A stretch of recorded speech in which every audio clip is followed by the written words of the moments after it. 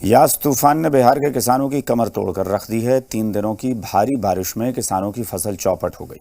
इससे लाखों का नुकसान बताया जा रहा है। इस बर्बादी से किसानों की मुश्किलें बढ़ गई हैं।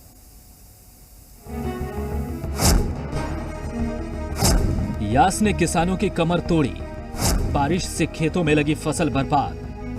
बर्बादी से किसानों पर पड़ी दोहरी मार। यास तूफान ने बिहार के किसानों की मेहनत पर पानी फेर दिया है।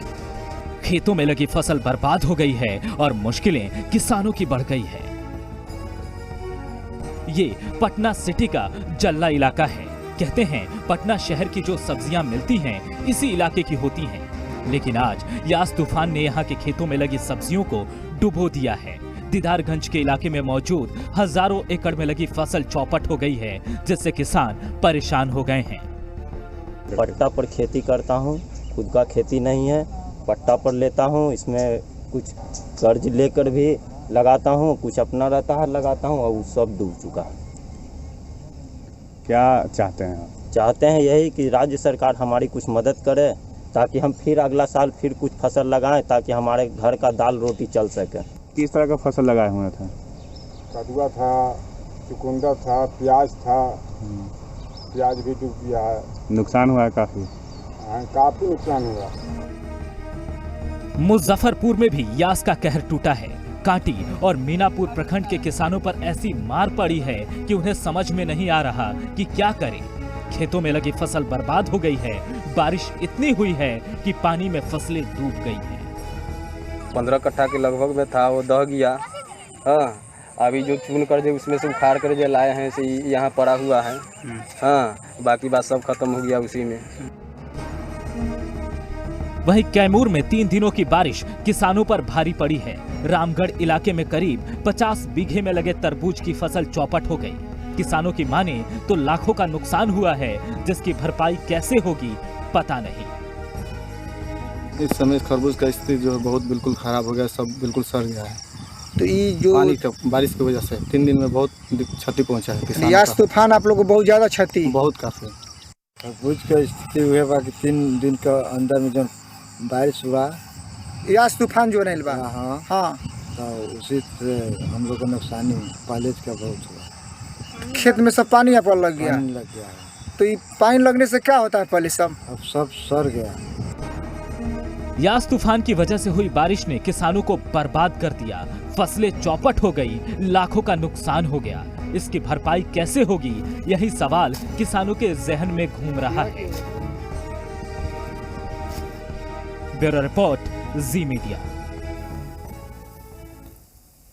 2 दिनों की आंधी बारिश से बाढ़ में किसानों को भारी नुकसान हुआ है। टाल क्षेत्र में सैकड़ों किसानों की प्याज की फसल बर्बाद हो गई है। किसानों को चिंता है कि अब वो कर्ज कैसे चुकाएंगे। मौके से हाल बता रहे हैं जी मीडिया संवाददाता सुनील कुमार अंशु। अभी महाजन सब तो सीना पर सवार होंगे अपना पैसा के लिए। आमतौर पर माना जाता है कि गेहूं या फिर धान का फसल डूबता है तो उसको मिलता है मुआवजा, लेकिन सब्जी का फसल या प्याज का फसल के लिए मुआवजा का प्रावधान अभी तक या नहीं, अभी तक तो हम लोगों को नहीं मिला है सर। कोरोना महामारी से राहत मिली नहीं और चक्रवाती तूफानों में मूसलाधार बारिश से किसानों के सब्जी की खेती पूर्ण रूप से बर्बाद हो गया। हम लोगों को बाल बच्चा सब शादी ब्याह कैसे होगा?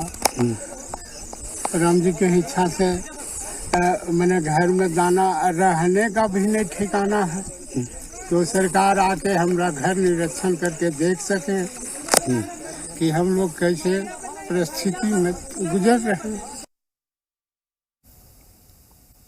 कोरोना के साथ साथ बिहार सरकार बाढ़ से निपटने की तैयारियों में जुट गई है। इसे लेकर सीएम नीतीश कुमार ने समीक्षा बैठक की। इस बैठक में संबंधित विभागों के अधिकारी भी जुड़े थे, जिसमें सीएम ने कई निर्देश अधिकारियों को दिए।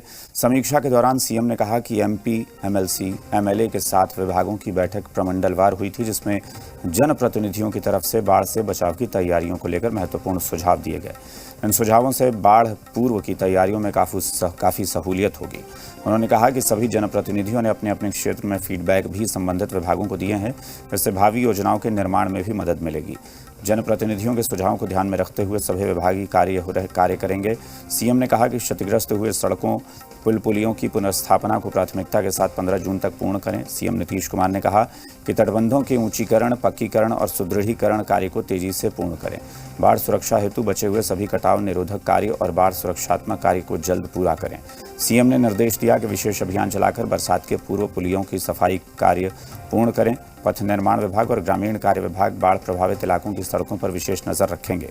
बाढ़ को लेकर सभी अधिकारी पूरी तरह सचेत रहेंगे ताकि किसी भी परिस्थिति से निपटा जा सके। सीएम ने भी ये निर्देश दिया कि लोगों के बचाव की पूरी तैयारी रखें।